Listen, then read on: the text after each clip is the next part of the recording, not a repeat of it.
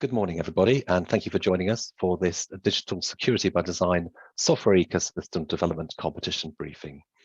My name is Robin Kennedy. I look after cyber at KTN.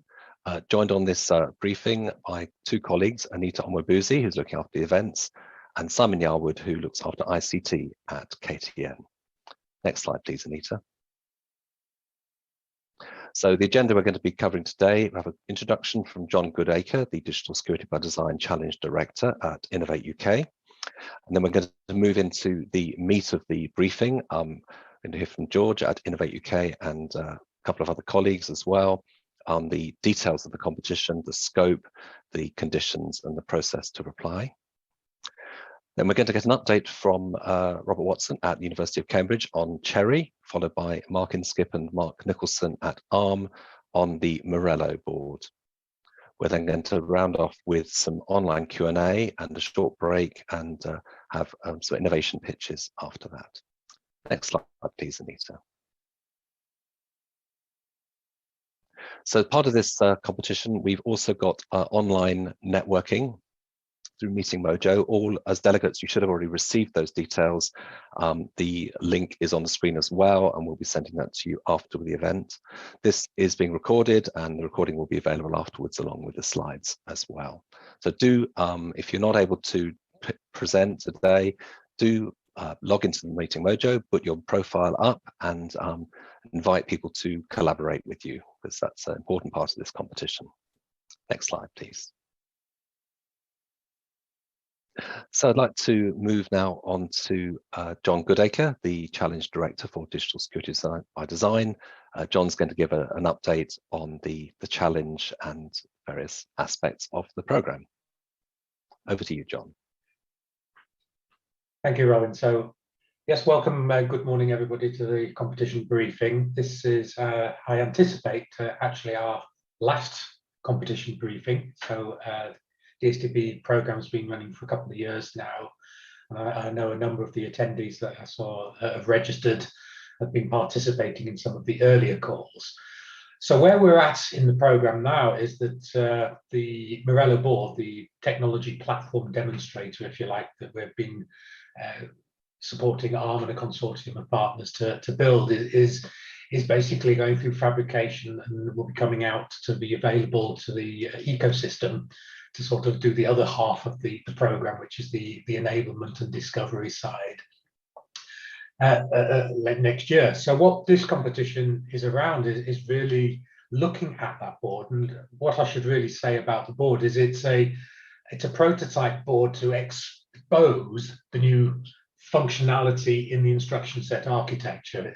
We've had some previous misunderstandings that actually it is the new secure platform. Well, you know, it's not. It's a prototype platform which has been used to expose some new functionality. So do understand it in that light and use it and consider it for what it is able to do. And that's really give businesses and academics the opportunity to look at what a likely new processor technologies will look like in hopefully the near future.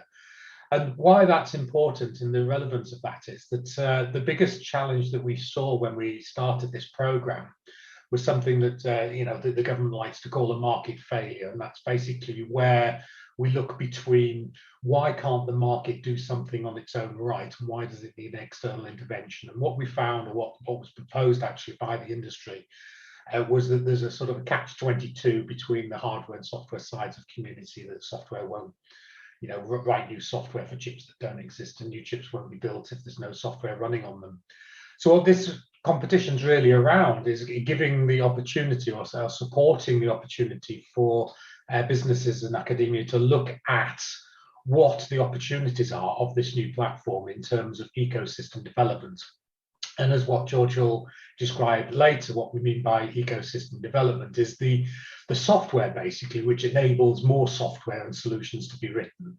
So it's fairly low in the stack in the sense that it's not an end application. It's not, we're trying to suggest that there's a new commercial product that could be written on top of the Morello board. That's too early in this regard, but understanding what the impact and how you can basically investigate the changes, the opportunities of changes that can be made in the software, the portability of the software, all those aspects can be done and supported hopefully by this competition.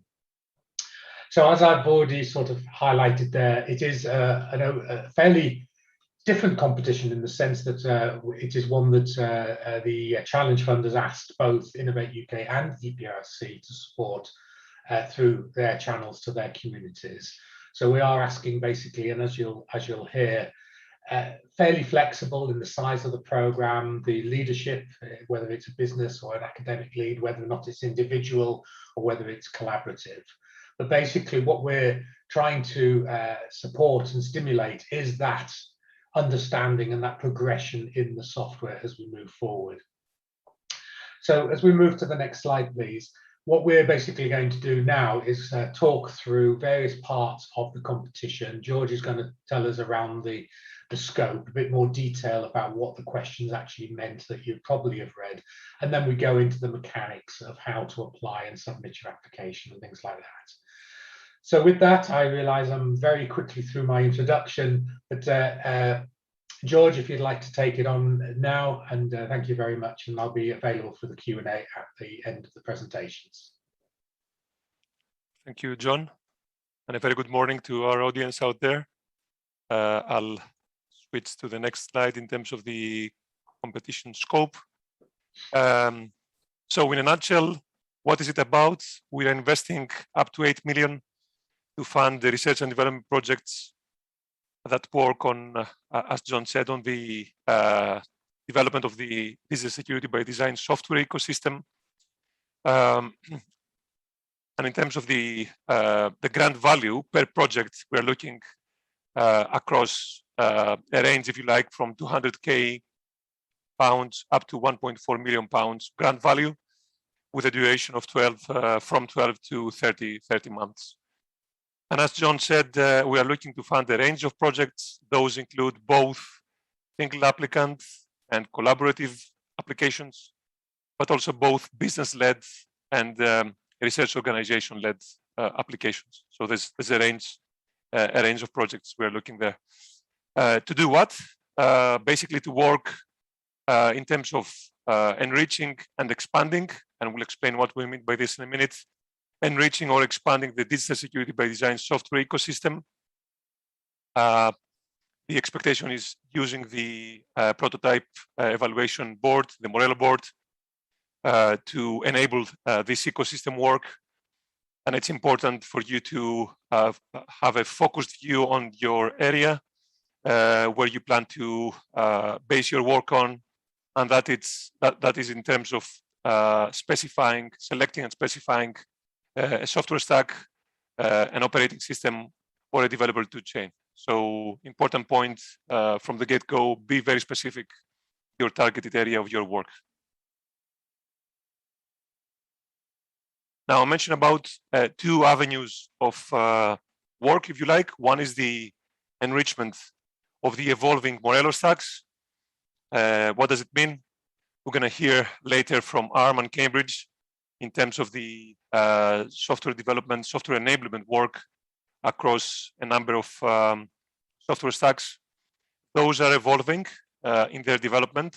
So one wouldn't expect, if you like, a light bulb moment to have a fully capability aware stack. It's something that is evolving and will be becoming available to the ecosystem incrementally, if you like. So you will hear more from that side. So how can you enrich that ongoing development from low-level support in terms of firmware, for example, all the way up to user space? So the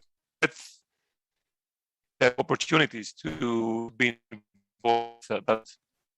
And the other lens, if you like, of your work, so it's one or the other, just to clarify here, is to expand beyond the evolving Morello stacks. So you may have in mind your specific, if you like, tool chain of interest.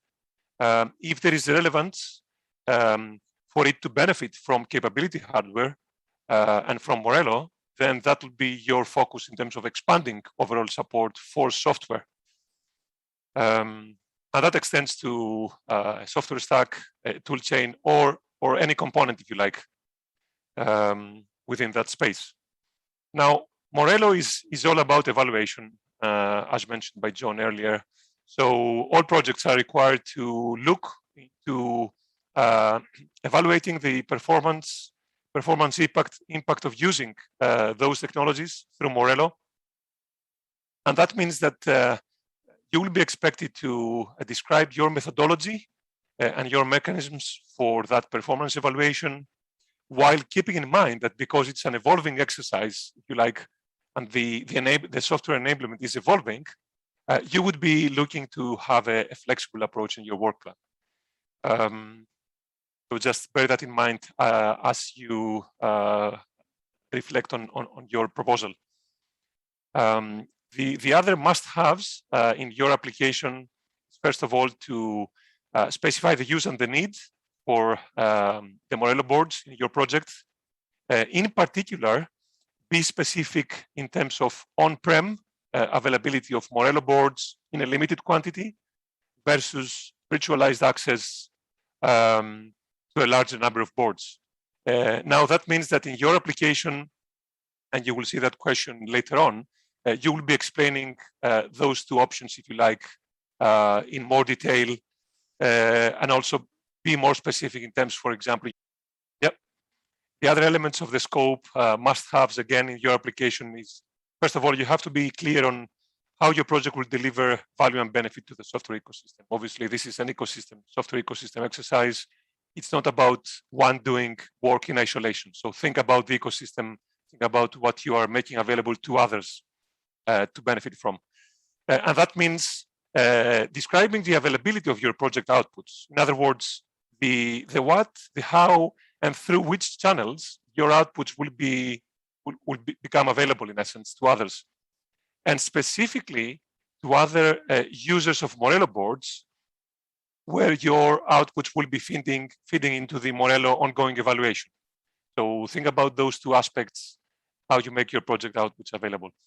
The other aspect is the route to impact, and that assumes a projection into the future. So we can have two, let's say, indicative examples here. A company that may be commercially exploiting a project output in the future through standard commercial channels. And on the other hand, there can be an academic or a research organization publishing reports, academic papers, and so on as a result of the project work. And anything in between, of course. Now, when you reflect in terms of the scope, we mentioned before about being specific in your targeted software stack, operating system, or tool chain, there is a wide range of items to think of. And that, as you can see here, extends all the way up the stack from port libraries, middleware, user space, open source operating systems, other operating systems, you name it. But be very specific and focused in the ecosystem contribution angle, as I said before.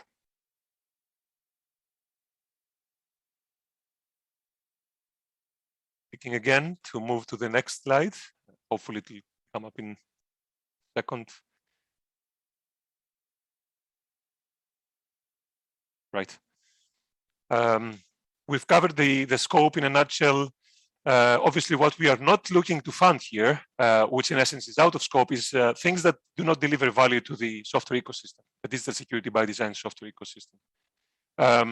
Those projects, for example, that don't intend to use the Morello board, or their software has no relevance to how it benefits to capability hardware. So those things are out of scope in essence. Or any ideas that look to extend to accelerators in terms of additional hardware, that's out of scope as well.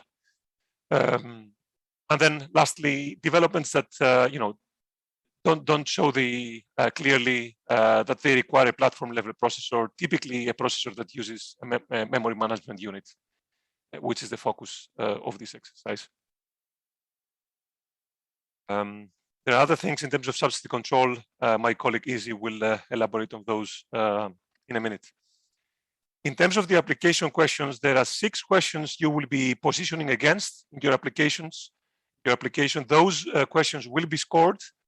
And if you visit the link that you see on your screen, you can see what reviewers will be reflecting on in your applications to basically score your questions from 1 to 10. That's the scale we use. So if I quickly go through the questions, you have question 2. Question 1 is a non-scored question. So question 2 is your first question that you'll be addressing, setting the scene in terms of the security challenge you're addressing, specifying your software stack, operating system, or developer tool chain that we said earlier, and be specific in terms of how you expand the current state of the art, for example, through your idea.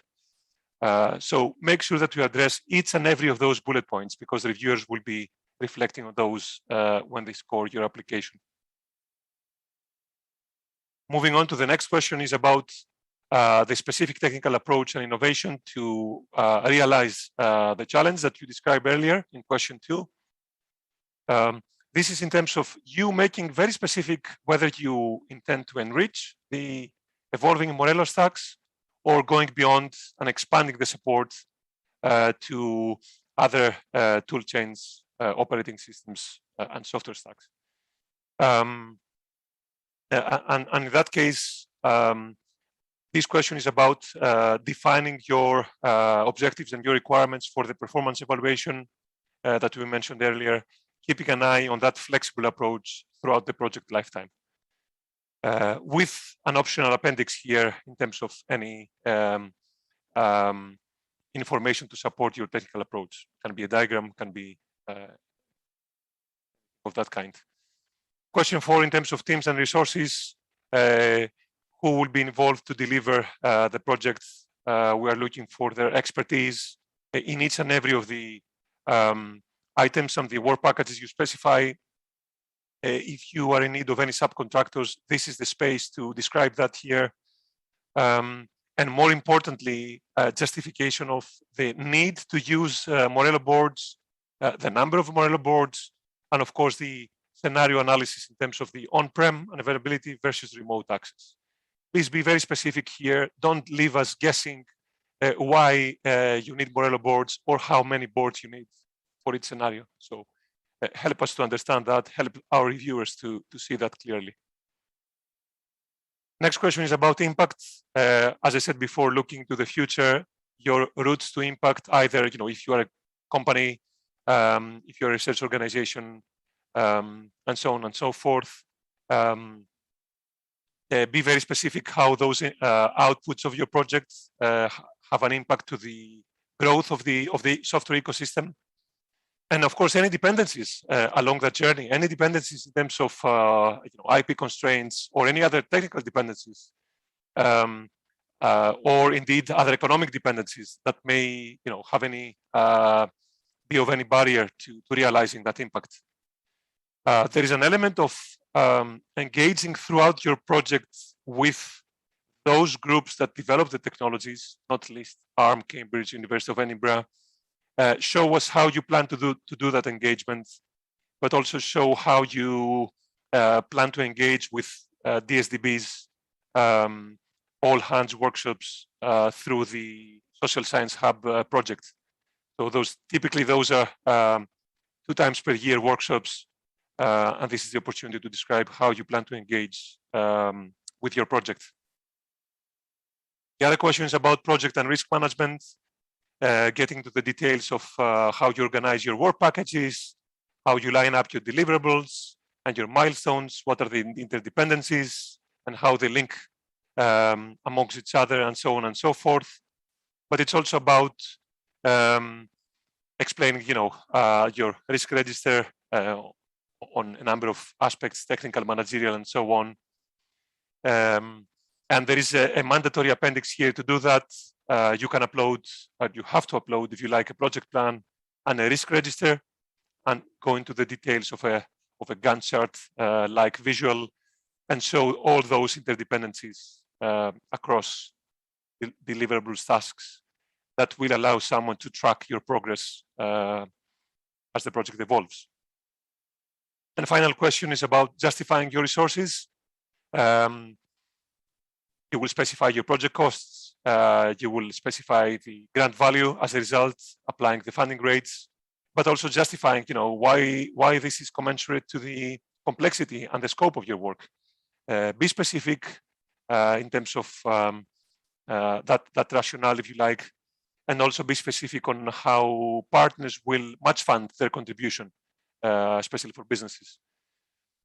And of course, the likes of showing us that the costs are balanced for the amount of work that you will be explaining, and of course the value for money for you and for the taxpayer, against options like what would have happened if you have invested anyhow in that development, for example. I think that takes us to the end. I'll hand over to my colleague Izzy Finlay-Day to go through the rest of the competition specifics. Yeah, hi, thank you. Just hoping I can get the... Perfect. I've now got control. That's brilliant. So you're going to go through the eligibility criteria with you all and then go through IFS. Hopefully all the guidance should be on IFS, but if you find you have any questions, we're always available to talk. But for this competition, the eligibility criteria means that the lead applicant must be a UK registered business or a UK research organisation, can be single or collaborative, must start on or after the 1st of April 2022 and end by the 31st of December 2024. And of course, you must export the results from in the UK. The project grant is between £200,000 and £1.4 million, and the project duration is between 12 and 13 months.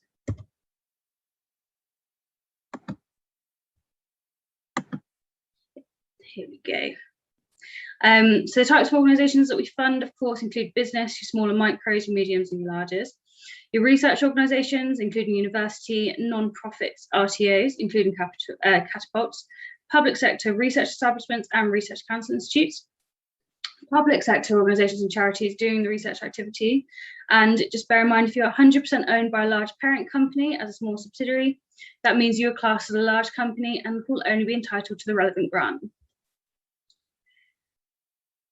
This slide is just a visual documentation of whether or not you'd like to, whether or not you are eligible to apply. It is available on IFS should you wish to look through it with a bit more detail, but I have just gone through everything, so I won't do that one again now. Of course, to claim a grant through Innovate UK, you must be compliant with the UK subsidiary control regime. We do ask that you just look into this yourselves, get legal advice should you require it. All the information is, of course, on our website, should you want to go into this a bit further. Just something to bear in mind is that, of course, if you are based around Northern Ireland, then you are still in line with this Article 10 of state aid. So underneath this subsidiary control regime, we do carry out the financial health checks and ongoing concern assurances on your organisation. So again, we do ask that you certify that you're eligible, and that is classified when you submit your application. You do certify that you are eligible.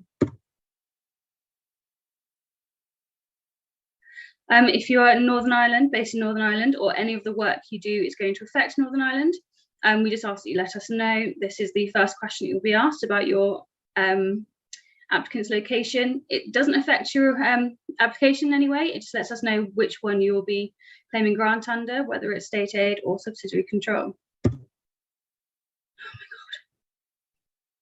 So the funding opportunities under eligibility criteria on this one, so any industry-led projects, you are entitled to 80% if you're a micro, a small or a medium-sized organisation, grant funding, and up to 50% if you're a large organisation. Any research organisations undertaking non-economic activity as part of the project can share up to 50% of the total eligible project costs. And if your consortium contains more than one research organisation undertaking this activity, then that maximum is to be shared between you. Of that 50%, you can get funding for the eligible project costs of up to 80% of the FEC. If you are a JES registered institution, or 100% of the eligible project costs if you're a research technology organisation, charity, non-profit, or public sector. If you have a research organisation-led projects, for the academic-led projects, 100% of the project costs can be claimed at the 80% FEC. Should you wish to make more than one application, any eligible business can lead in one application, but maybe a collaborator in any number. For research organisations, this applies to a level of a named individual principal investigator leading the application. So research organisations are able to submit multiple applications as a lead, provided they are led by different named individuals. An eligible organisation taking part as a collaborator in multiple applications must show and specify they are working on different topics and ecosystem areas. And research organisations can partner in any number of applications. When it comes to any other UKRI projects that you currently have, we will not award you funding if you have an outstanding final claim or an independent accountant report on a live Innovate project. This doesn't mean if you have a live project that's currently ongoing, that's absolutely fine. You're more than welcome to apply in. It's just if you have an outstanding final claim or the IAR. Or if you have applied to a previous competition as a lead or a sole company, were awarded funding, but we feel that you did not make a substantial effort to exploit the award, no more will be funded towards you. Or you applied into a previous competition as a lead or sole company and failed to comply with the grant's terms and conditions. Or if you have an open outstanding research fish sanction. So the key dates for this competition, of course, it opened on the 4th of October. Briefing event is today. Submission deadline is the 8th of December. You should be informed by the 4th of February 2022. We mentioned that you need to start on or after the 1st of April and to end by the 31st December 2024. Into IFS. You can search for the funding of the competition and of course review the criteria on our IFS website.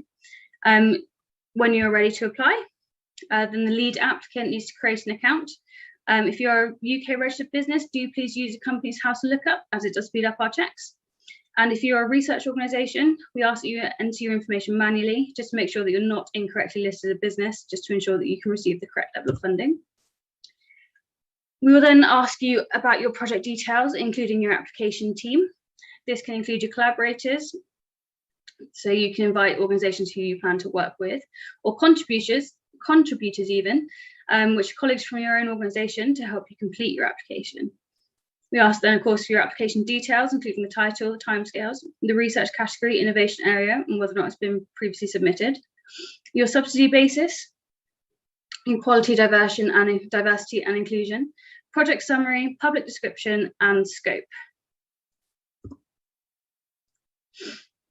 The questions have already obviously been gone through with Georgios, so I'm going to leave this here and just please ask you to make sure that you are well aware of which appendices are optional and mandatory as you fill out your application form.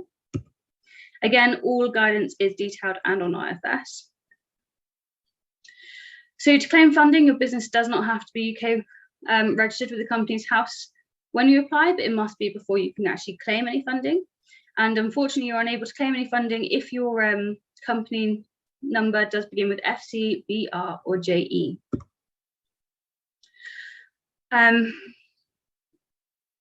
Sorry, we are going into this. I think I skipped over a slide, so we're going through the application finances now. We will ask you, of course, about your labour. Eligible costs here include your staff working directly on the project. They must be paid by PAYE. Can also include their NI, pension, and non-discretionary costs. Ineligible costs include the dividends, bonuses, non-productive time, and overtime. Overhead costs. So Innovate UK's definition of this is additional costs and operational expenses incurred directly as a result of the project. These can include additional costs for administrative staff, general IT, rent, and utilities. Of course, they can also include indirect overheads. So just please do ensure they are additional and directly attributable to the delivery of the project, and direct overheads. Material costs.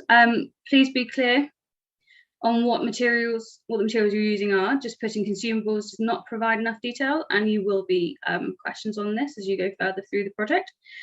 And of course, this could delay your start date. Capital equipment usage, so eligible under this is used in the project or shared with the day-to-day production. Calculations will need to be in line with your accounting practices. And even if the equipment is depreciated fully over the life of the project, this must be added under capital equipment. So subcontractors, they are eligible as long as they're justified and quantified. Any non-UK subcontractors which are allowed just need to provide strong justification as to why you're not using a UK-based subcontractor.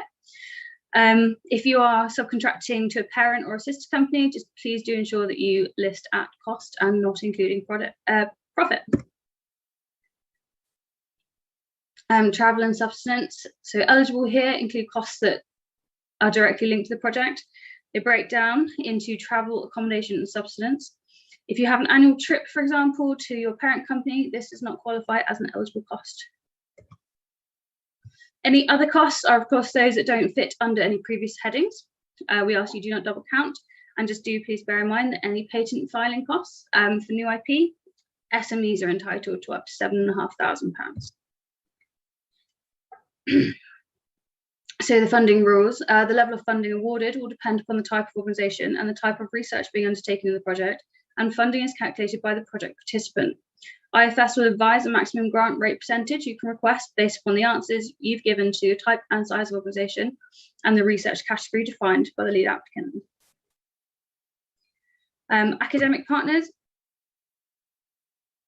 we will be using the JES system for this. It does just allow us to be in line with the other councils, research councils, and it automates, of course, the collection of the FEC-based costs for academic partners. We also use it to collect the project finance details from non-HEIs that are claiming that they're carrying out academic quality work and want to be funded on an FEC basis. And it's complete. The system is completely separate from Innovate UK, and unfortunately, we can't advise on its usage at all. But once you have done the JES system, you'll enter all the information you've got from there onto IFS as your academic partner.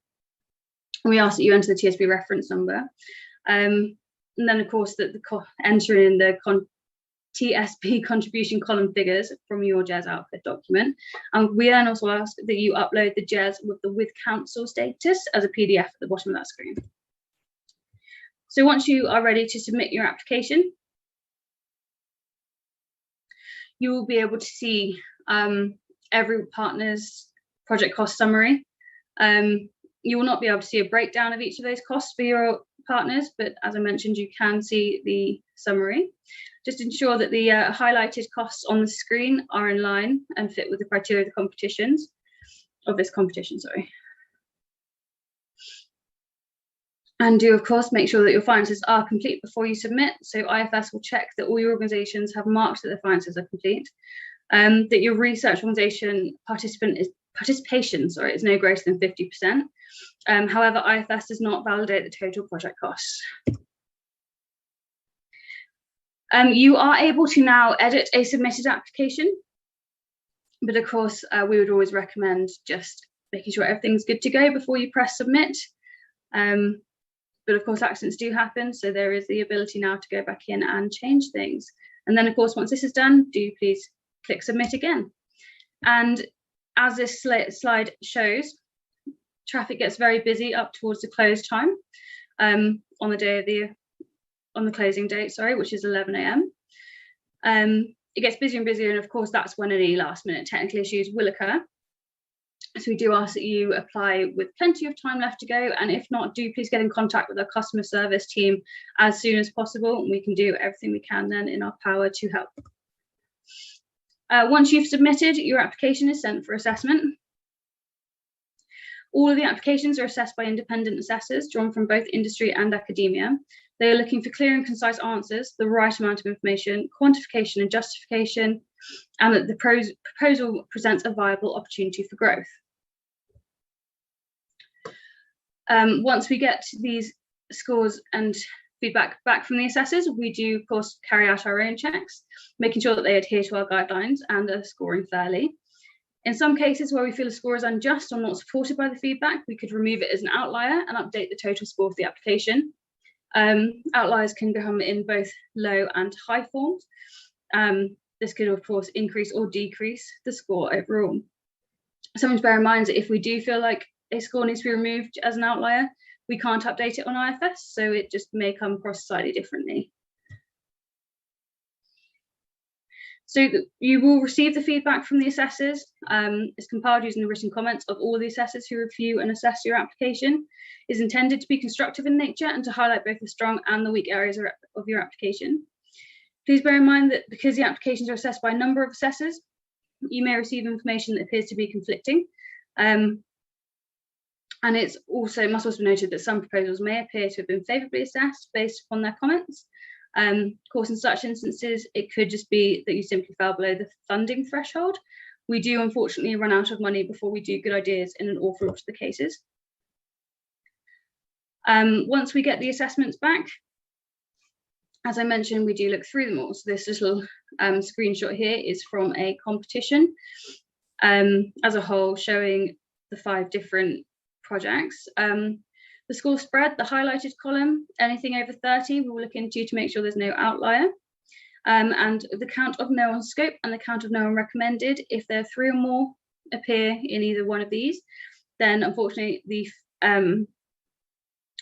then that project is not eligible for funding. This screenshot is from a single application and how assessors have marked all of the questions asked, with the green box being a particular set of scores on an application and the purple box being a set of scores for a particular question, and the red box could be at first glance seen as an outlier, which is of course why we then look into it further. You will receive all of your feedback and scoring on IFS once we've released these. It will even break down the questions in the average score for you. Should you be successful, there are further steps to go through in project setup. So to get there, of course, you are notified. So if you are unsuccessful, you can use the feedback from the assessors to develop your idea and apply into another competition.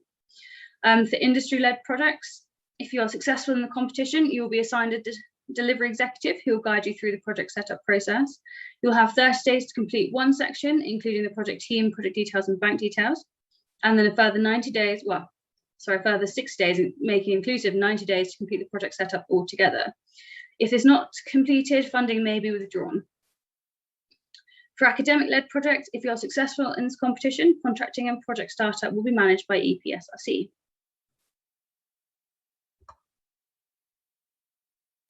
So for the industry-led project setup, all communication will be through IFS. The lead applicant must provide collaboration agreements and exploitation plans if applicable. Industry-led project delivery, something to bear in mind is that all grants are paid quarterly in arrears and are only paid following quarterly reporting and necessary audits. Claims can only be made for costs incurred and paid between the project start and end dates, and monitoring of the project includes a visit from the appointed monitoring officer. Academic-led project setup, EPSRC will contact successful academics, academic-led projects to arrange the funding. Successful proposals through the IFS will be uploaded to the JES system, through which the grant will be awarded and administered. A single JES form must be submitted for the whole project with finances input in line with those confirmed through IFS. Payments will be made quarterly in common with other JES administered grants. Additional monitoring requirements will be in place to ensure compliance with the terms of the competition and provide financial monitoring. And full terms conditions are available when registering for the competition on IFS. Should you have any issues with this, please do, as I said, feel free to get hold of our customer support services, especially any technical issues. It's best to go through those first. But I think it's fair to say now I should be good to hand over.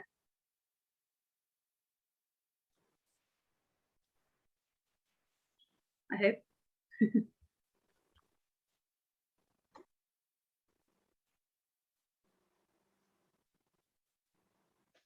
Great, thank you. My name is Robert Watson. I'm a professor at the University of Cambridge. I'm joined in this work, long-term research, by my co-investigators Simon Moore, Peter Sewell, and Peter Neumann. And of course, a long list of collaborators. We're not particle physics, but we're definitely trying. What I'd like to do is talk to you a little bit today about Cherry, and in particular, some of the work that we've been doing over the last 12 months to improve the software ecosystem as a foundation for the kinds of projects that we'll be looking at in this piece of research.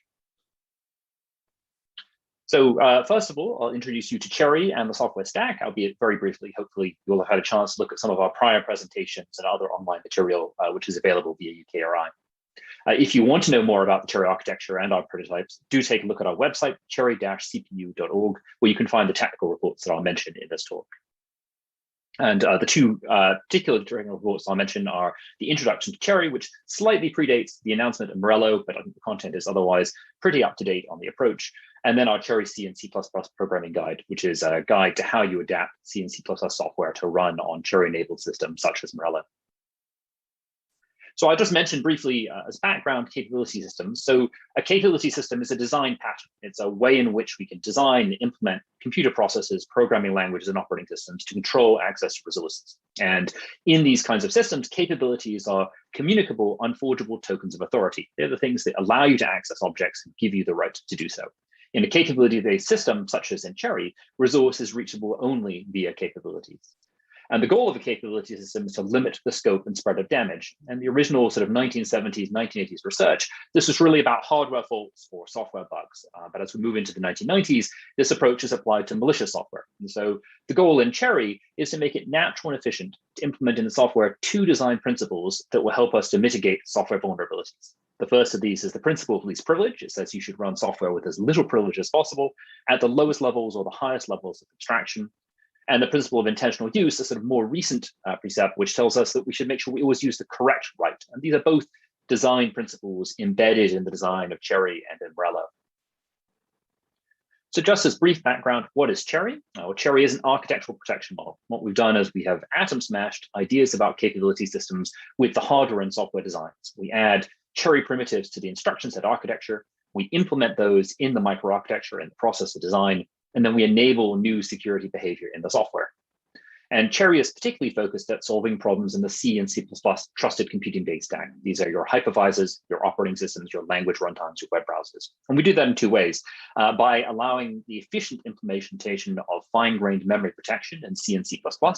This closes vulnerabilities deterministically. It also impedes common exploit techniques that allow privilege escalation to arbitrary code execution. And we also enable scalable software compartmentalisation. This allows us to take the idea of software sandboxing, but dramatically increase the scale of the number of sandboxes we can be using and their interactions. We have done our research recently primarily on our Cherry RISC-V research architecture on FPGA, but of course, much more interesting from the perspective of this program is our Morello, which is an industrial scale and industrial quality demonstrator processor system on chip and board. I will leave it to my colleagues at ARM to describe that work in more detail. So just as background, we have an instruction set architecture in the center. This is where we've added Cherry capabilities to the ARM v8a instruction set. It is an architectural primitive that can be used by the software stack, compilers, system software, and applications. And what Cherry allows you to do is constrain the future execution. Software can change the properties of its execution environment, say, in the future, I'll never do these things. I'll never access this memory or this object or whatever it might be.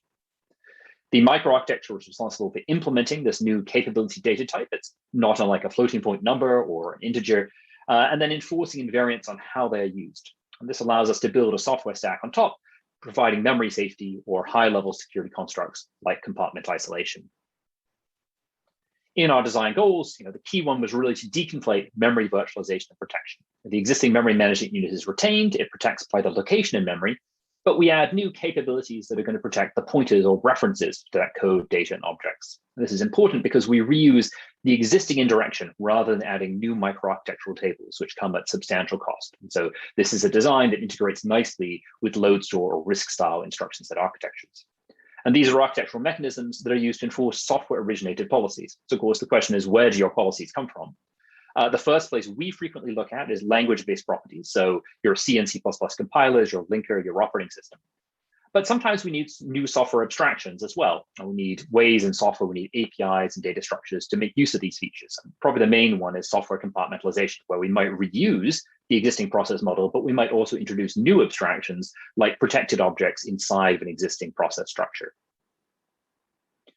At a very high level, Cherry is enforcing protection semantics for pointers. Pointers are derived from each other. Cherry can protect their integrity, but also their provenance validity. It says invalid pointers can't simply insert it into the system. If they're leaked, you can't re-inject them, you can't modify them improperly. Bounds allow us to provide spatial safety. Monotonicity allows us to constrain how these protection properties are applied and change over time. And permissions grant or don't grant the right to use pointers in specific ways. Throughout this, software is responsible for managing these properties, for setting the bounds and refining them, for setting the permissions and so on. And on top of that, software can build these high-level protection properties.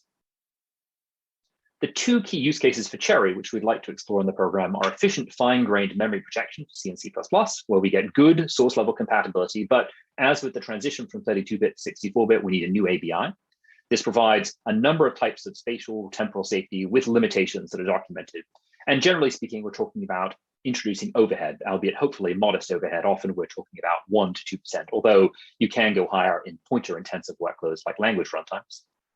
And second of all, we're interested in evaluating and exploring the use of software compartmentalization, whether it is using existing software abstractions like processes or new ones. And the architecture supports more than one such model. Here, the argument is a performance improvement, that you could have an order of magnitude or more improvement in overheads with respect to, for example, inter-process communication.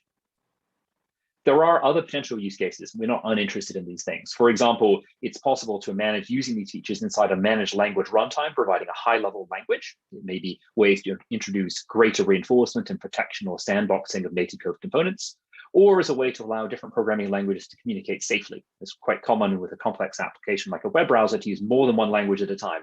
And how it is those interoperate is something that Cherry might also provide assistance with. However, these are not well-explored topics. Just mentioned Cherry C and C++ memory protection a little bit more. You can find our technical report to provide details on that. But roughly speaking, capabilities at an architectural level are used to implement all of the pointers in your application, the explicit ones that you've programmed, but also the implied ones in the structure of the software itself, whether it's stack pointers or global variable access or control flow. We provide strong protections, but at some cost to compatibility. There is some change in how you use pointers, especially in certain kinds of software. Other kinds of software, we find we require few changes. In our recent work on desktop systems, we found that 0.026% of lines of code had to be modified for contemporary C and C++ applications. You can take a look at our programming guide for more information. When we look at the structure of software at an abstract level, we're walking through the software, replacing these integer pointers with capabilities in the implementation, reinforcing the structure of the software as it executes.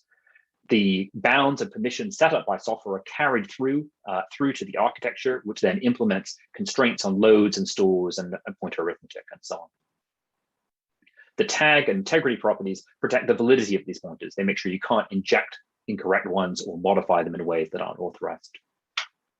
Software compartmentalization is also key to this work. So what is software compartmentalization? Well, this is the fine-grained decomposition of large software systems into isolated modules to constrain the impact of faults or attacks.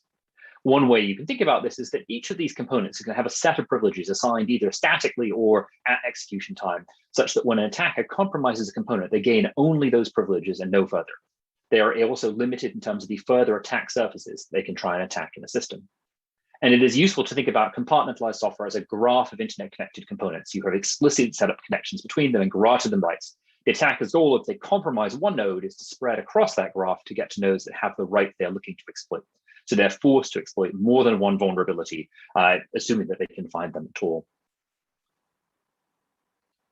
And the concept here is, again, very much graph-based. We have our graph of pointers now implemented as capabilities in the system, and we're able to create isolated subgraphs which don't allow access out of specific shared code or specific shared data that has been set up. And it is that efficient sharing and transition between domains that makes Cherry powerful for implementing software compartmentalization. There are some opportunities and challenges here, and this is an active area of research. We can improve the scalability of compartmentalization to have many more of them with many more domain transitions. We can implement many potential use cases, such as rather than just sandboxing a tab in a web browser, we could sandbox the processing of every image or every message or every attachment in a mail application. However, unlike memory protection, substantial software refactoring can be required. This is something that we're working on providing better tooling for, but I think is very much an open area for contribution. We have a couple of models that I'll just mention briefly. The first of these is dynamically linked libraries that run in sandboxes. There will be new APIs that allow you to load libraries that are constrained in terms of access to memory. It might be an image processing library, and function calls go in and out of that as part of your natural software operational model. We also are able to accelerate the existing Unix process model by providing fast IPC between components running safely in a single shared virtual address space separated using Cherry rather than using the memory management unit. Here, the operational model is very familiar. There are Unix processes, but there are differences in how you perform inter-process communication. Both of these are active areas of research. Right now, the software stacks for these are early prototypes, but we anticipate that mid to late next year, these will become more mature and more accessible for use within the program. And of course, there is the opportunity to come up with your own models and explore how they might be applicable. In terms of our reference software stack, we have ported our Cherry research stack over to Morello. Part of this was to validate the architecture during the design itself. Is it functional? Is it sufficient? To evaluate the implementation, looking at the correctness of the process design, but also in the course of this program, evaluating properties like performance or energy use. It provides a reference software implementation that you can look through to discover what semantics are useful when available, accessible, including changes to POSIX APIs or how operating system kernels should use these features. And as a template and a prototyping platform for industrial demonstration. So for example, bidders in this call might decide to use the software stack to run their software on top, so they have access to a rich set of Cherry properties as a starting point.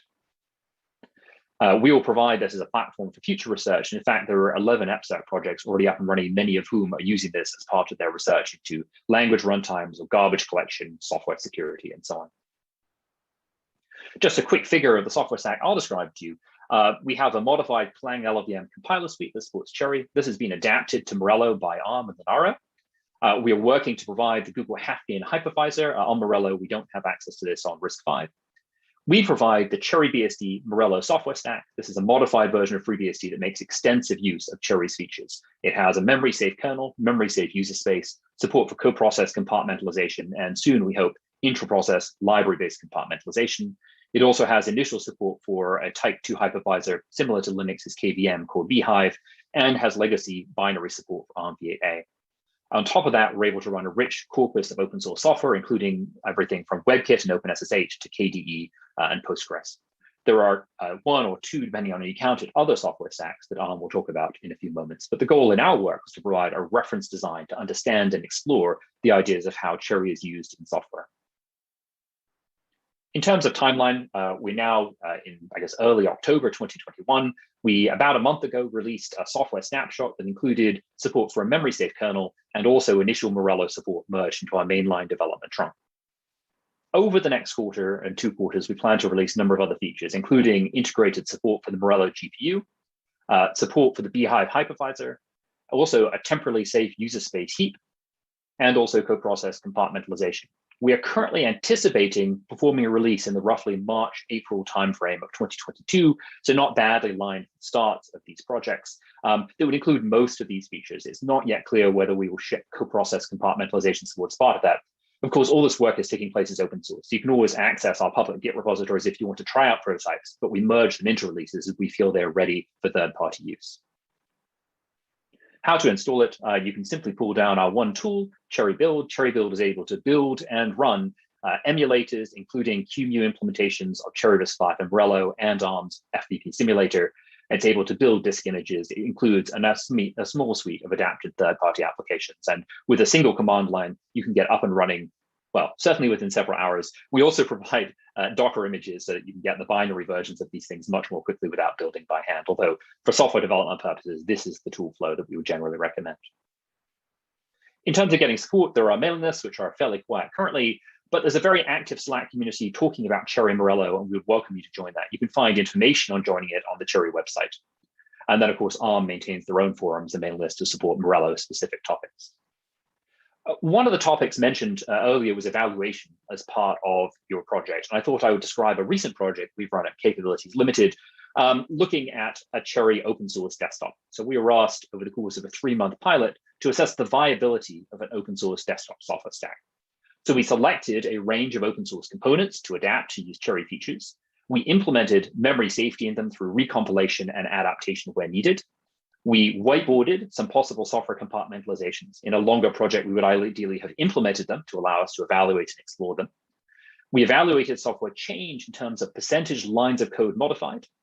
We evaluated security by looking at past vulnerabilities. We looked over a 5-year window across a range of software packages, and for each, we whiteboarded what the potential impact was. In a longer study, we might ideally have performed a more concrete exploration of that. And then where necessary, we've improved the compiler toolchain to make adaptation and debugging of software easier. We have in fact now published a technical report in mid-September 2021, which feel free to give me a ping, but you'll find on the Capabilities Limited website. In terms of the results we found, we adapted a large suite of libraries and components. We modified small portions of a 6 million line of code corpus. We did 3 compartmentalization case studies, and we found variable levels of vulnerability mitigation in high-level applications where memory safety was not as immediately valuable because they rely on other components to do unsafe things. We saw around a 43% mitigation rate from software compartmentalization, all the way down to low-level systems libraries and data processing libraries, especially for image processing and file format processing, where 100% of vulnerabilities are mitigated by the Cherry design. There are lots of limitations that you may be interested in. You can find those in the detailed technical report. So just to wrap up, there are a number of areas where we would love to see more investment in software stacks and components for Cherry and Morello, and I'll just mention a few of them briefly. They are things like operating system design and programming languages that are aware of Cherry, how you adapt existing compilers and language runtimes, especially for high-level programming languages, whether you could use Cherry to protect other aspects of the programming language and programs, how we interact with hypervisors and virtual machines, not a well understood topic and yet clearly a niche for improving the software ecosystem there, debugging and tracing tools to help develop better Cherry-aware software, compartmentalization tools to help us understand how do we pull apart and re-encapsulate components. You can imagine plugins to development environments, for example, static analysis tools, and of course, security evaluation itself to understand, do we get the security results that we're looking for by deploying features like Cherry? So I'll wrap up and say Cherry and Morello exploit new architectural primitives to improve security. There are many potential usage patterns and usage cases, but I've identified a couple of particularly mature and interesting ones. What we'd like to be able to do is evaluate in terms of compatibility, performance, and of course, security effectiveness. And you can learn more about the Cherry Research Project at the University of Cambridge and SRI on our project website. And I'll point you again at the 2 technical reports that I mentioned earlier. Thank you very much.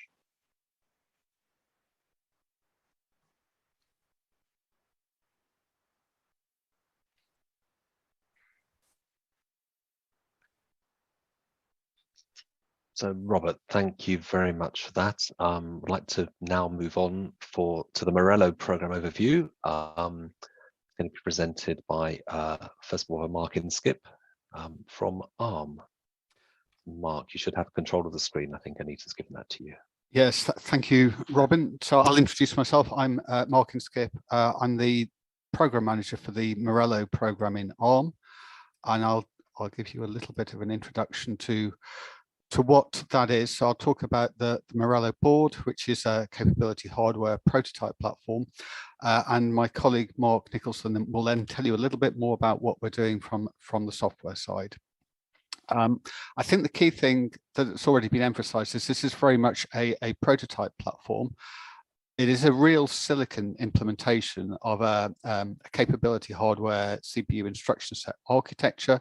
So we've taken an existing ARM A-class CPU design, so quite a high power CPU. So this is based on the ARM's Neoverse N1 CPU. And then we've added what we're calling the Morello architecture extensions, but that is based on Cherry V8, so Cherry that you've just heard about from Robert. And what we have on this hardware platform is 2 clusters of 2 CPUs. The CPUs have the name Rainier. So in total, there are 4 CPUs implementing this Morello architecture. We also have to modify the interconnect and the memory controllers to support the tagged memory for the 129th bit tag that goes with the capabilities. The hardware platform has a 2-channel DDR4 DRAM interface, so we have external memory on the platform as DIMMs with DDR memory that can be run in 2 modes. One, effectively, as you'd expect to see on maybe a standard computing platform and one that's more designed for server type architectures. We also have PCI Express interfaces, generation 3 and generation 4, so that you can plug in a range of PCIe devices and cards. We also have C6, that's the cache coherent interconnect for accelerator interfaces, which also runs over a PCI sort of physical protocol. We're also on the platform, we have a graphics processor and then a display processor and an HDMI output, so that you can also display, generate graphics and put those out to a monitor. It's worth noting that the capabilities don't extend to that. So in terms of the platform, the capability code is run on the CPUs. Oops, not sure. And through the memory, through the interconnect to the DRAM memory, but that doesn't extend to the GPU. The whole platform is then on a standard U-ATX form factor board. So you see the picture of the board here, and that gives you a flavour of what that's like. So at the bottom left there, you see the two DRAM DIMMs. So we come with a 64 gigabyte standard configuration. It is possible to have larger memory configurations if those are required. You see the SoC, the Morello SoC there. So that's the silicon platform that you saw in the previous diagram. And then a range of different interfaces, so the various PCIe interfaces. There is a PCIe switch to go to those different PCIe connectors. Also via PCIe, there's a SATA connector for storage devices, and then various other Ethernet, HDMI, and USB interfaces and debug interfaces. So that's the platform that we provide. That as standard is supplied in an ATX case, although it's also possible to have a rack-mounted version of that. Broadly, the timeline we're working to, we have around about a year ago, we released a platform model. So this was effectively a software model on which you could execute code, and some early software releases with that. We are now working on the development board release. So a large part of that has been creating an SoC, which has been manufactured over the spring and summer, and we will start to bring up that hardware and validate that hardware, with the aim of having the board release in January of next year. In terms of volume shipping of boards, that there is obviously some lead time before that shipment starts, so that goes from March onwards. If I just step through, then we're going through that bring up and testing stage for the hardware now. We've also providing various architectural support around tool chains and libraries and so on, and then the software ecosystem. And that's where my colleague Mark Nicholson is now going to give you some more details as to what we're providing in terms of software deliverables and the maturity of those over time. So I'll hand over at this point to Mark, who will then present the next section. Yep. Hi there. I'm Mark Nicholson. So yeah, I'm helping coordinate some of the software work that ARM are doing for Morello. I'll just check. I think we've gone forward one too many slides. Let me go back. There we go. That's where we need to start.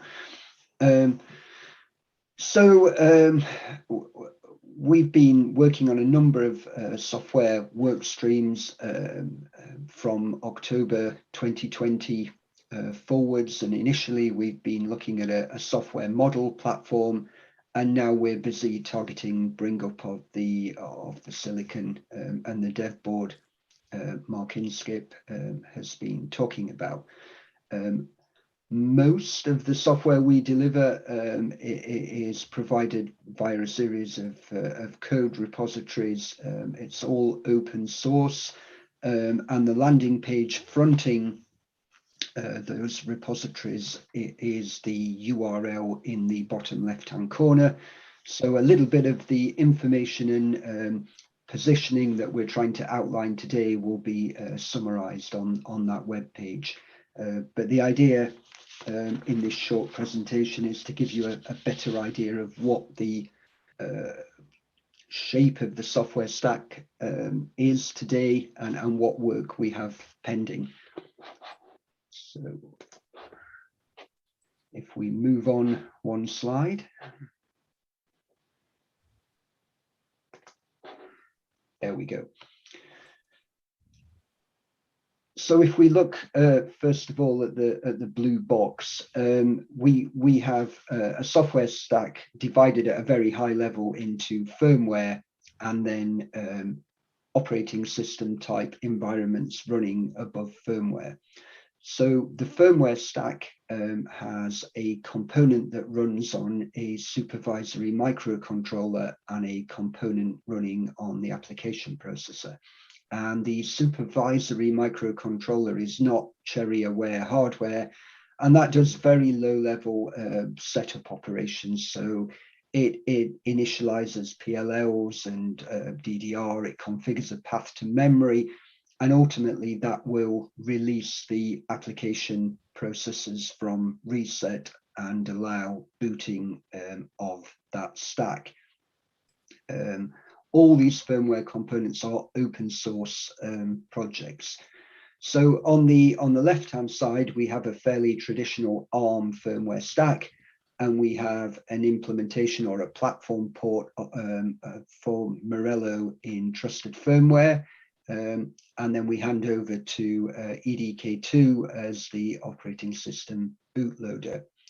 Now, both those components are not rebuilt to be pure capability implementations of firmware projects. They have some modest low-level additions to allow configuration of capability hardware. So that firmware stack then hands over to a number of development environments above firmware. And Robert has given a brief introduction to Cherry BSD, but ARM are also working on Android and Linux. And it's the options for development environments above firmware that we want to talk more about. And that would enable the kind of work that is summarized on the right-hand side that isn't meant to be a shopping list. It's meant to be a range of possibilities where people could work, again, mirroring the kind of thing Robert talked about. But the other point we want to emphasize from ARM is that a lot of the work we're doing is meant to be collaborative. So there are opportunities to work on the foundational enablement as well as work above that foundational enablement.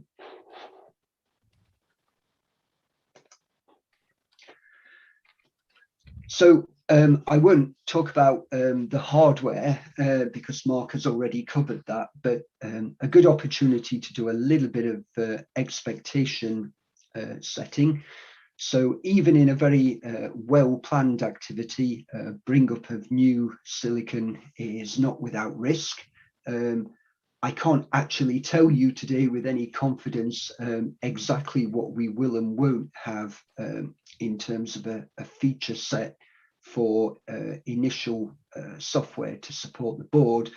But I think it would be wise to assume that the very early release will not be mature and will have to iterate and provide in incremental functionality. So, for example, DDR and PCIe might not be performant. We may not have drivers for everything, and features that are probably important if you are hosting a board in a farm environment like power management or network boot, they may follow on in a later release. When we know how far we can get, we will document what we can deliver via the morelloproject.org website and in the readmes for the firmware support. The other important point is, if you do receive a board, don't rely on that firmware being up to date. The firmware provided with the boards is there to allow testing of that hardware. If you're doing software development, the first thing you should do is probably update the firmware before ploughing ahead with any work.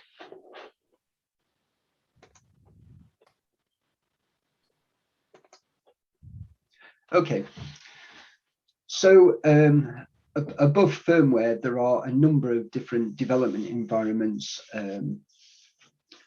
and I haven't covered all the possibilities, but we've tried to summarize the areas where ARM are working, and also the options that you have where Cambridge have been working on Cherry BSD and for bare metal. So if we begin with bare metal, if you are doing work that is truly bare metal, so you're running bare metal workloads or validation or verification code, you can do that. If you're doing something like porting a new RTOS, you could do that above firmware. And the firmware stack will let you gain control either in a true bare metal world for the application processor. So immediately after the microcontroller releases it from reset, so no code will have run at that point and you have a true bare metal environment. Or you can gain control after trusted firmware and you have low-level initialization complete and you gain control of the stack at the point where a bootloader like EDK2 would normally gain control. So EL2 or EL1 in ARM architecture speak. If you're looking for an operating system environment to either expand or work on top of, then there are a number of options at very different levels of maturity and trying to do different things. So if you want a relatively fully featured and mature environment to work on top of, then Cherry BSD is probably your first port of call. And Robert and the folks at Cambridge University can provide more details on the work in that environment.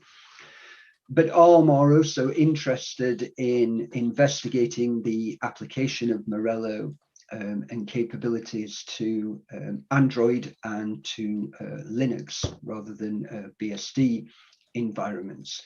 And so for Android, we've been working on that for a while now. And we're not trying to port the whole of AOSP. We're trying to focus in on how bits of Morello and capabilities can be applied to Android.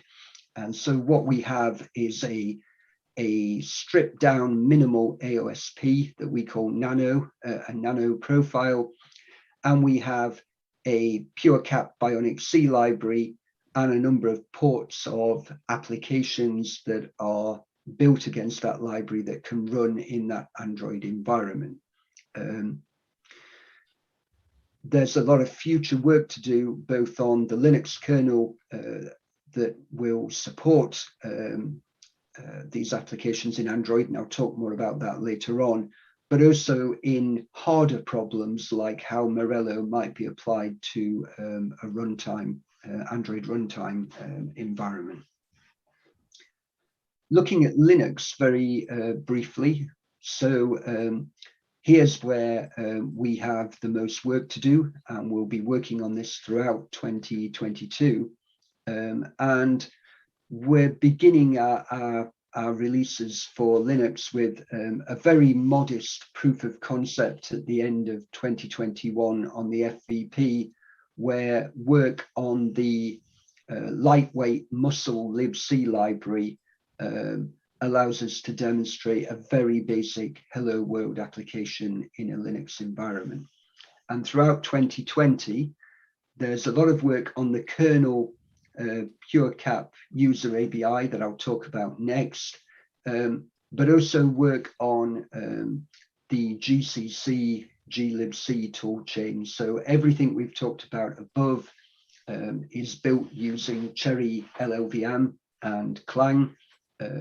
For work in Linux, we also hope to progress a GCC glibc environment, and that will enable us to finally get to where we want to go, which is a proof of a distro-like framework where we can have ARM64 and PureCap applications living harmoniously together in the same way as we bridged the A32, A64 gap when we first moved to a 64-bit architecture.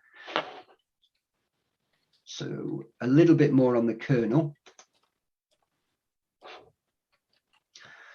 So one of the complicated but key things to get across is why we don't have mature support in the Linux kernel today. If we don't, how we've managed to do anything so far, and how this story will unfold. So the main focus in the ARM kernel team for Morello is work around a new kernel user ABI to support calls from PureCap user space software and C libraries into the kernel. And so there's a package of work in C libraries who are making these calls. So in Bionic, in Muscle libc, in glibc, and there's a package of work in the kernel itself, all developed against a pure capability user space ABI specification. And in Linux, we're aiming to support the mix I talked about in the Linux kernel of PureCap and a 64-bit compat layer. So to date, a lot of work that's happened in user space has been possible without having that kernel support, using a temporary shim layer in the kernel. And that shim layer has made it possible for people to do valuable porting work of a whole range of user space applications, but we need to implement the kernel support to provide a realistic implementation. And so throughout 2022, there'll be work to implement initially functional support in the kernel for the PureCap user space ABI. And that means we reduce the amount of work done in the library and we do more work where it should be done in the kernel. And then later on in the year, we'll begin enforcing the memory safety and security. So you can tell from even a brief overview, there's a lot of work to do here, and it is very much a collaborative endeavor, not delivery of a finished software environment. So finally, media enablement. So again, tracking a little bit what Robert talked about. We have two media IPs in the hardware. The one of most interest is the GPU. Normally in ARM, this would be supported by a proprietary Mali driver. For Morello, we're aiming to use the Panfrost GPU driver. So in the same way as Cherry BSD, we have a journey where we need to do a driver port, a Panfrost driver port for Android and Linux for the platform, and then we need to look at applying a PureCap port of graphics libraries on top of that basic Panfrost port. So I hope that gave an overview, but if there are any queries, we can pick them up in the Q&A later. Thank you.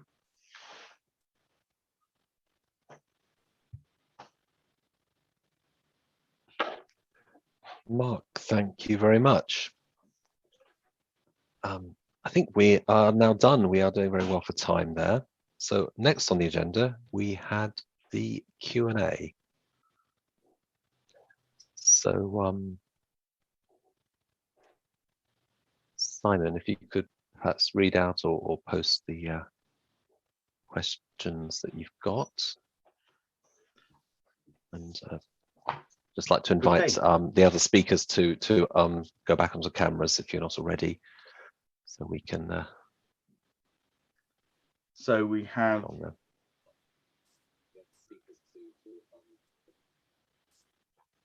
two questions.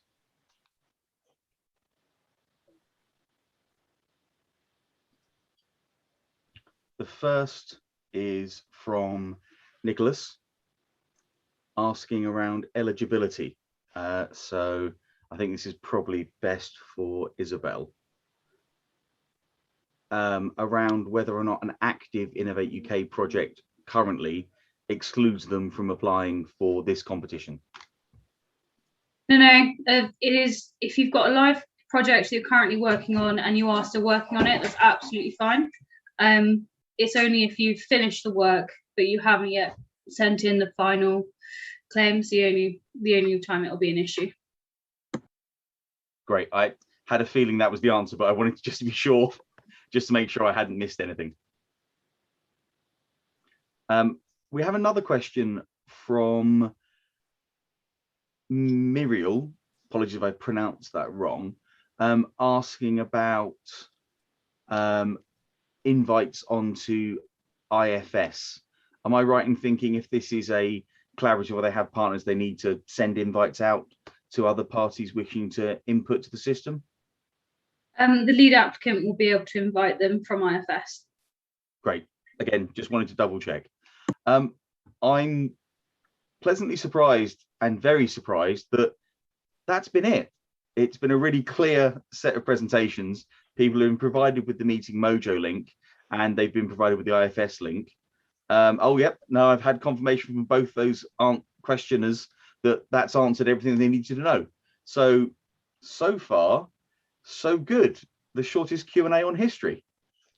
I'll leave it open for a few minutes. If anyone listening wants to ask anything, then they're more than welcome to.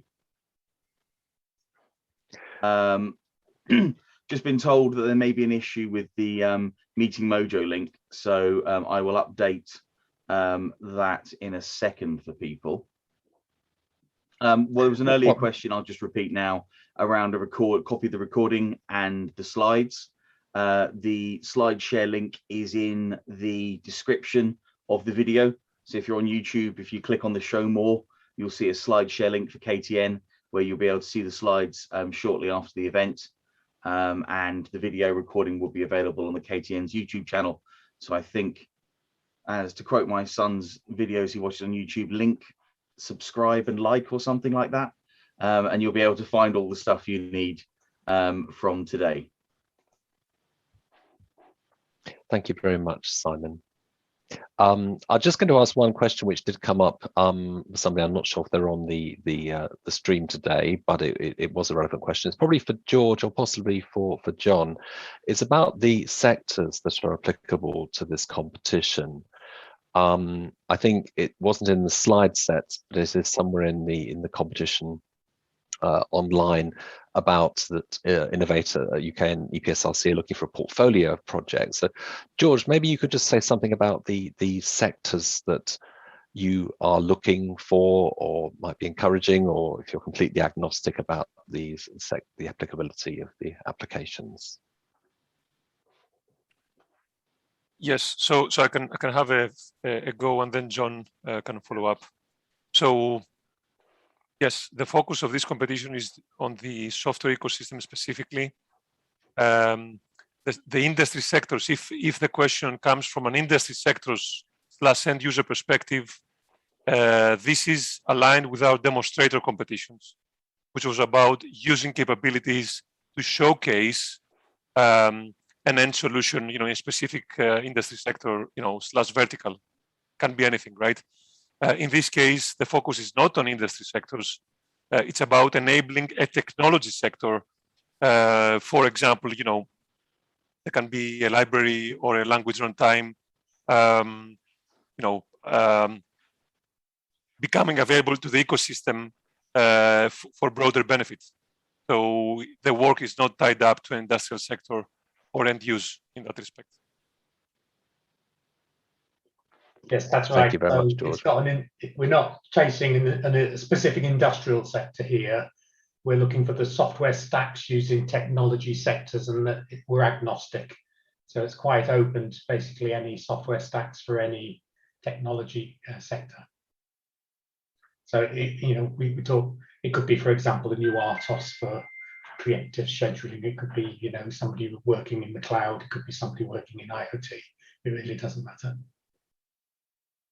So I think John has just answered the next question preemptively, but then a question's just come in, which is, will application projects be in scope? For example, applications in IoT projects. So if that application does not enable a broader ecosystem of developers, then it's out of scope. So in other words, if it is purely the development of an end commercial product, that's out of scope. If it's a IoT component of a stack which has been sold and reused by multiple businesses, then it's in scope. So we're looking for the amplification effect of an ecosystem as opposed to enablement of end economic business benefit. Great. I've got two more, if that's okay, Robin. Yes, this is fine. Please so carry on. Next Simon. one is on USB support. With the first release of the Morello board, are all 4 functioning, and will I be able to draw power from all 4? Probably a question for ARM, I would think, on the Morello board. I think that might probably be a better email question we can follow up with. So yeah, I don't think that's a good one to comment on and then retract with respect to specifics in the Q&A. So if whoever that is wants to get in touch, we can provide a better answer to that, I think. Yeah, can I just clarify, Mark? Well, are you meaning to get in touch with you directly, or get in touch via the competitions helpline? Either way works, unless Mark is going to provide a different option. Okay. No, I don't disagree. The only other suggestion I was going to make is I think it would be useful to give some, let's say, background or intent to the question, because I think that may help inform the answer that we give. Okay. So if the person can email that, email addresses were on slides. If, however, they can't do that for any reason, they can contact the KTN and we can pass the inquiry on for them. Next one. Oh, and they've said great, thanks. So they've heard your answer and they'll get that on an email for you. Next one. Is the Linux working? Is the Linux work using the Yocto kernel or something else? So YOCTO kernel or something else? No, it's not coupled to Yocto. So we're doing work against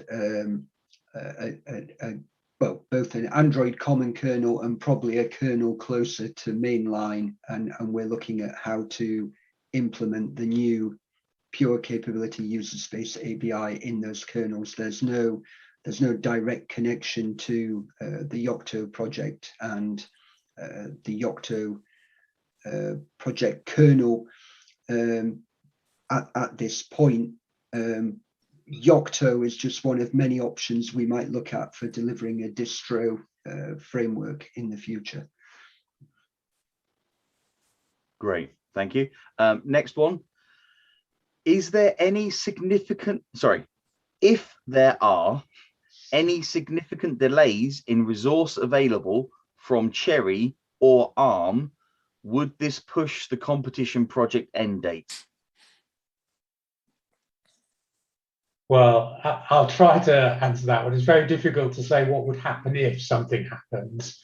The program is scheduled to run for a given period. Obviously, there has been a small delay on things in the recent year or so that most of us know about, which did push that end date out and allow us to extend and move projects. So it's not a no, but it's a unlikely, depending on what the delay characteristics are. So you should, schedule your start date with a bit of confidence that you can accomplish your goals within the period of the defined end date. Great. We are now fully up to date on the Q&A. Well, Simon, thank you very much. I think at this stage, if we've had a few questions and we've had quite a sort of an hour and a half session here on the presentations. We're a little bit ahead of time, but we've got a short break scheduled now, and then we're going to come back and have a presentation pitch for a potential collaboration pitch, and then we can wrap up. And if there's any other Q&As that occur to you in the meantime, so it's 11:33 now. If we could come back in 5 minutes, please. And so just stay logged in, please. Just you can mute your cameras, and also the speakers, of course. And we'll come back in 5 minutes. It's 11:38. Thank you very much. Well, welcome back, everybody. It's still morning. Hope you had a short break there. We're going to finish off now with collaboration pitches. Unfortunately, we had some other teams lined up who decided not to proceed. So at the moment, we've just got one collaboration pitch coming up. It's from Nicholas from ADACOR. So the aim of the pitch is here to present who you are, what you do, what you can offer, what you're looking for. So Anita, if we could go to Nicholas's slide, please. And Nicholas, would you let's do your pitch to the audience, please.